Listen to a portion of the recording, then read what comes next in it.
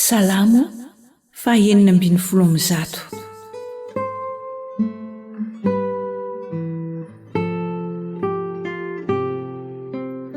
Fisaorana nataon'izay saiky maty nefa novonjen'Andriamanitra.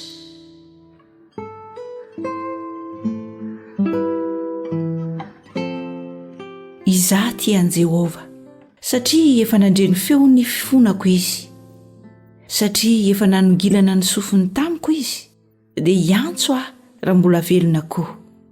Niodidina tamiko ny famatoran'ny fahafatesana ary nahazo ahy ny fahorian'ny fiainana tsy hita. Nahita fahoriana sy alahelo aho, dia niantso ny anaran'i Jehovah hoe aho, Jehovah, mifona aminao aho, vonjeo ny fanahiko. Mamindra fosy marina Jehovah, eny miantra Andriamantsika. Miaro ny kely saina Jehovah, reraka dia namonjy ahy izy. Miverena ho amin'ny fitsaharanao ry fanahiko, fa Jehovah efa nanisy soanao. Dia hamonjy ny fanahiko tamin'ny fahafatesana ianao, sy ny masoko tamin'ny ranomaso, ary ny tongotro tamin'ny fahatany fitohinana.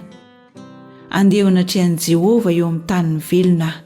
Mino aho, hiteny tokoa aho, mahantra indrindra aho.